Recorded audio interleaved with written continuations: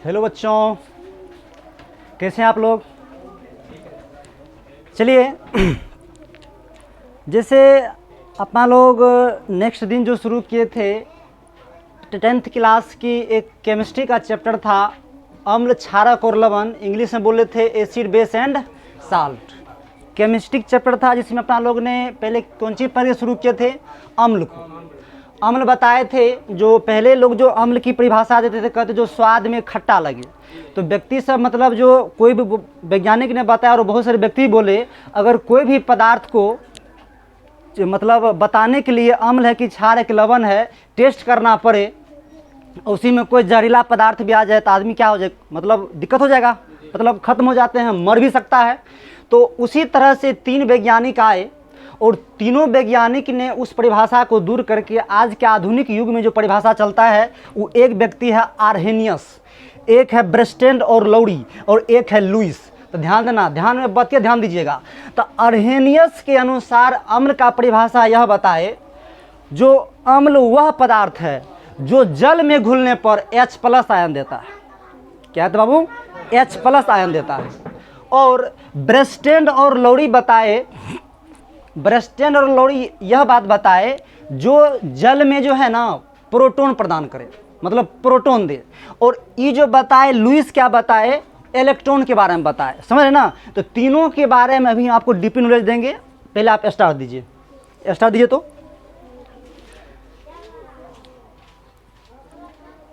Start दिए, लिखे विभिन्न वैज्ञानिकों के द्वारा, लिखे विभिन्न वैज्ञानिकों के द्वारा दिया गया अम्ल की परिभाषा, दिया गया अम्ल की परिभाषा, अम्ल की परिभाषा दे दिए। 1 नंबर में लिखिए आर्हेनियस के अनुसार, 1 नंबर लिखना है आर्हेनियस के अनुसार। टावर पकड़ रहा है ना जी, हाय रे गधवन बोल न रे, लिखिएगा। लिखे अम्ल वह पदार्थ है, लिखिएगा अम्ल वह पदार्थ है जो जल में घुलकर, जो जल में घुलकर हाइड्रोजन आयन, जो जल में घुलकर हाइड्रोजन आयन, जल में घुलकर हाइड्रोजन आयन, कोष्ठ में H दे करके ऊपर में प्लस दे दीजिएगा, प्लस, समझ गए ना। H दे करके ऊपर में प्लस दे दीजिएगा। बंदी कोष्ठ लिखिए, प्रदान करता है, प्रदान करता है, प्रदान करता है। चलिए एक एग्जांपल देख हम आपको समझाएं। जैसे देखिए HCl, यह एक अम्ल है, समझ गए ना।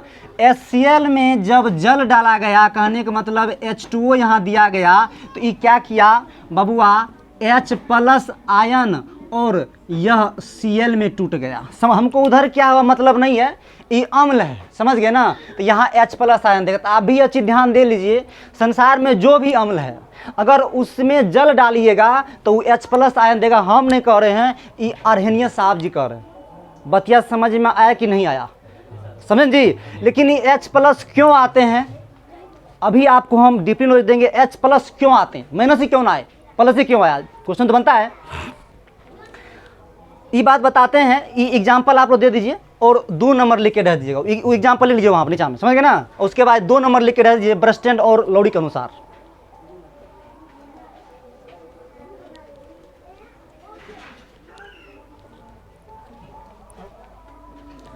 दो नंबर लिखिए ब्रेस्टेंड और लौरी के अनुसार, लिखिएगा। लिखिए अम्ल वह पदार्थ है, लिखिए अम्ल वह पदार्थ है, वह पदार्थ है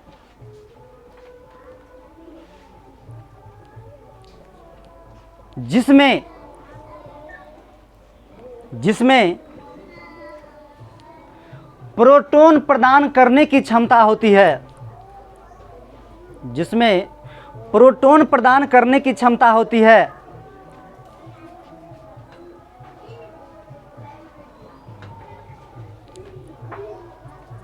आप ध्यान दो, देखिए आज बहुत अच्छा बात सीखिएगा।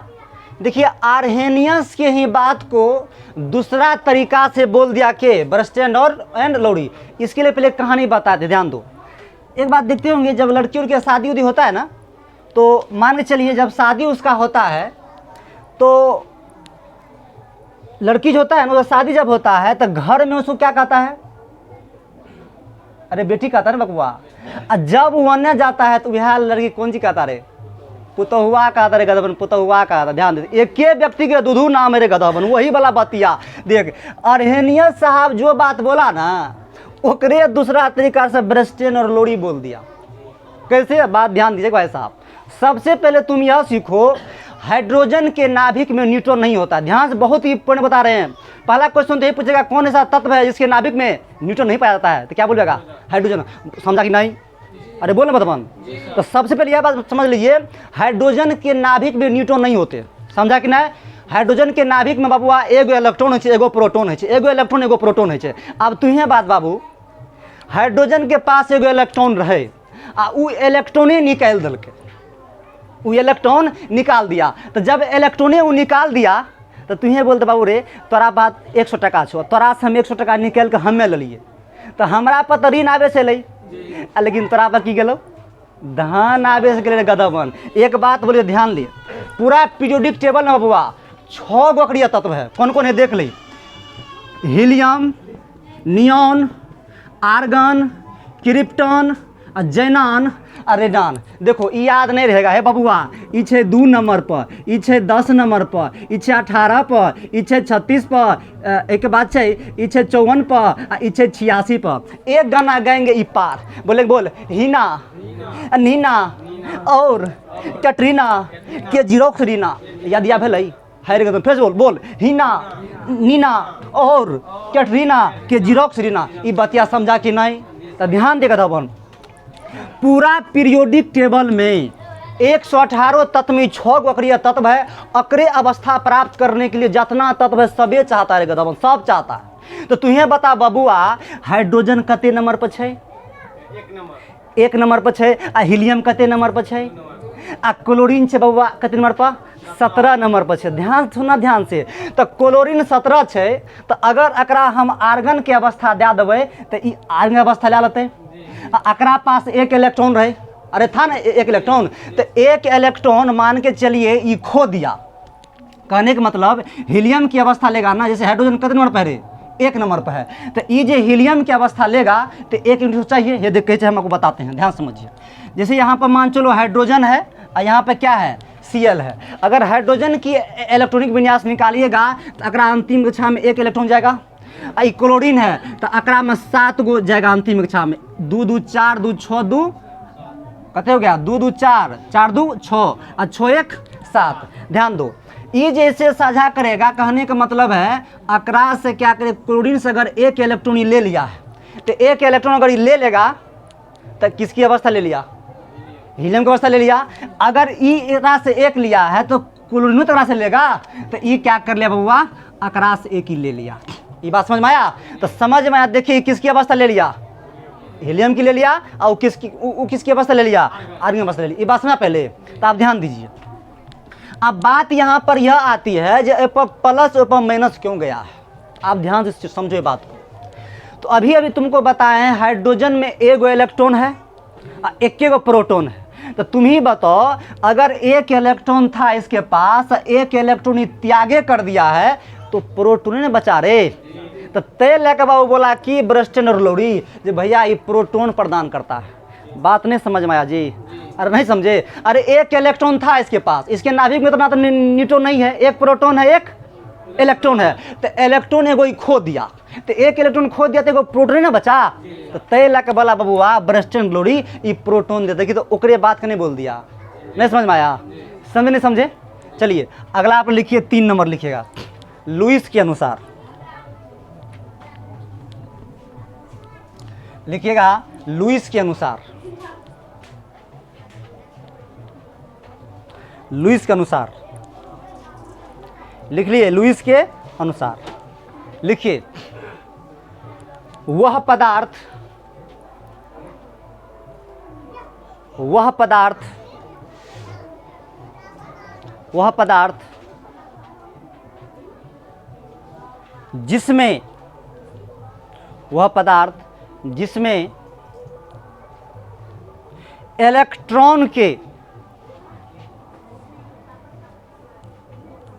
इलेक्ट्रॉन के निर्जन जोड़ी, इलेक्ट्रॉन के निर्जन जोड़ी, निर्जन जोड़ी कोष्ठ में लिखिएगा लोन पेयर इलेक्ट्रॉन,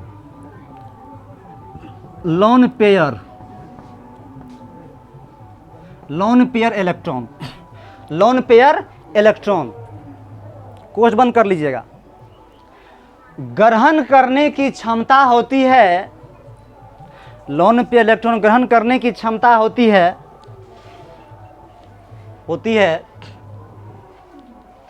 उसे अम्ल कहते हैं, उसे अम्ल कहते हैं। ये बात क्या कहा था प्रभु?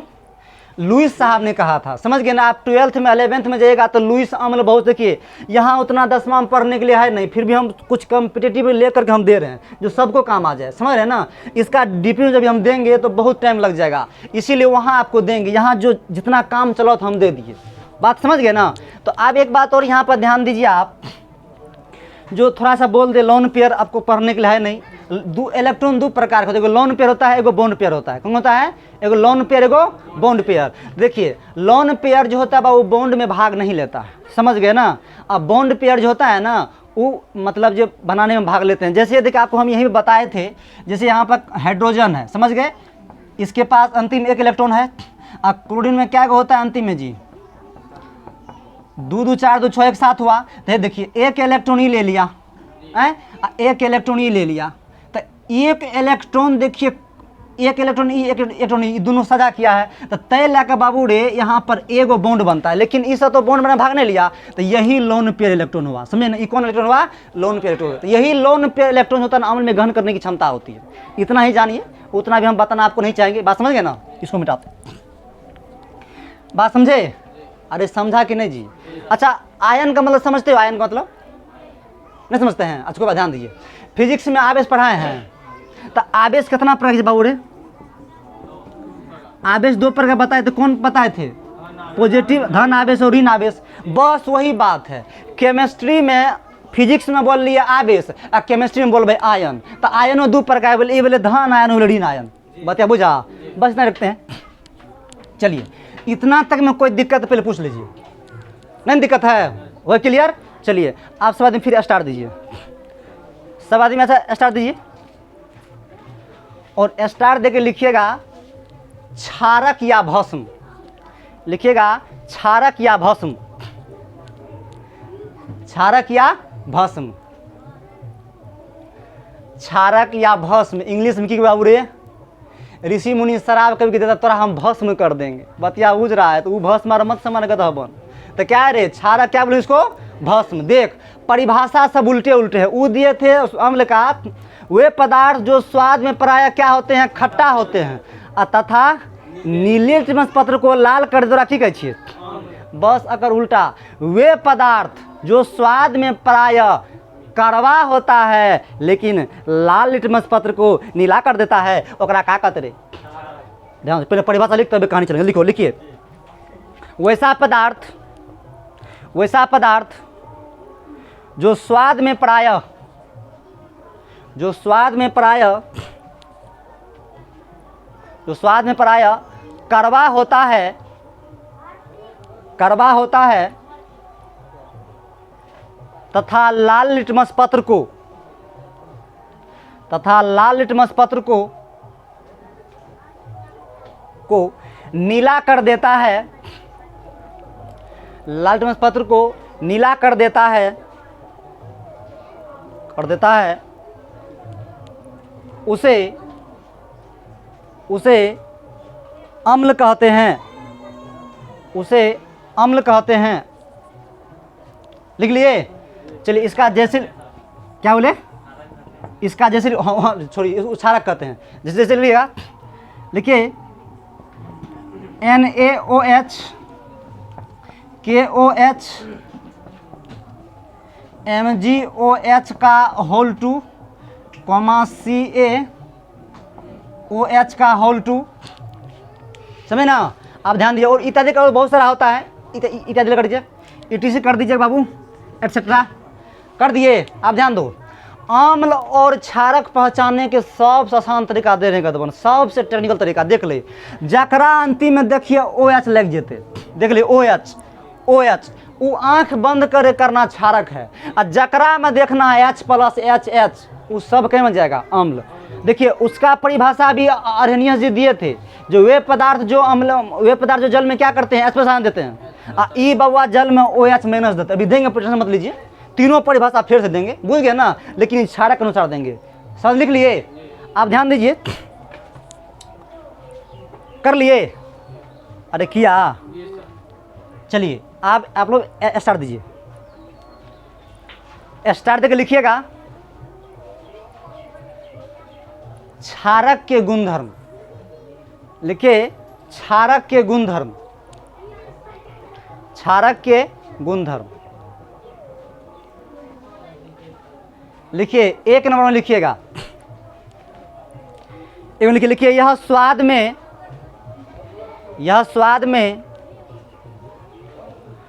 साबुन जैसा तीखा या कड़वा होता है। साबुन जैसा तीखा या कड़वा होता है। नेक्स्ट लिखिएगा, लिखिए इसके जलीय विलयन का पीएच मान, इसके जलीय विलयन का पीएच मान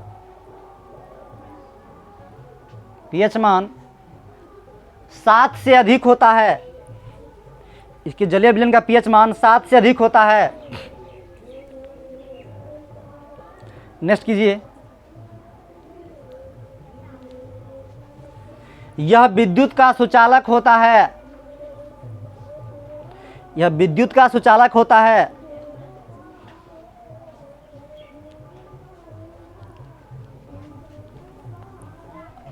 अगला नंबर लिखिएगा, यह लाल लिटमस पत्र को नीला कर देता है। यह लाल लिटमस पत्र को नीला कर देता है। आप ध्यान दो, पिछला एपिसोड में हम तुमको एक मतलब जादूगर सिखाए थे, बताए थे कौन सा फूल लाने के लिए, अड़हुल का फूल।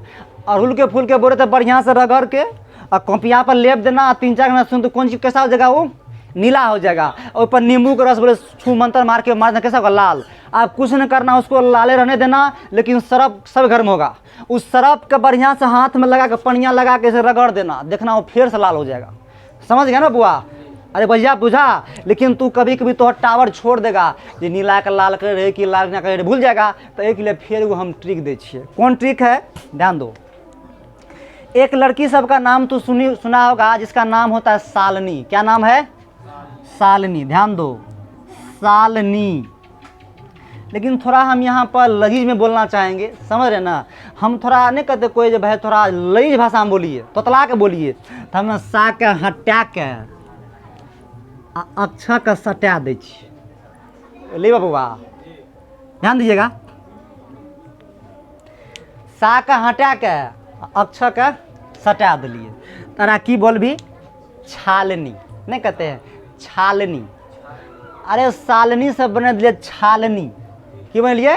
छालनी। तो गधवन ये ट्रिक भी याद रखिए, छालनी। तो देख, छा से की गधवन? क्षारक। की बोले?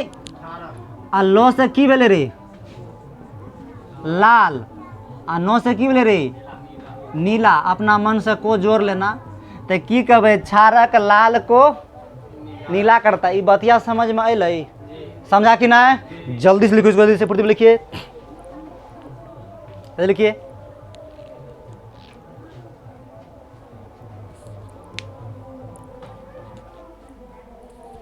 इतना तक में किसी को भी दिक्कत पहले पूछ लो, नहीं दिक्कत है इसको मिटा दें, लिखिए ना। चलिए एक क्वेश्चन आपको बता दो, उसके बाद क्लास को बंद करेंगे। एक क्वेश्चन लिखिए, अब बहुत ही लजीज क्वेश्चन है, कितना बार पूछा भी गया है।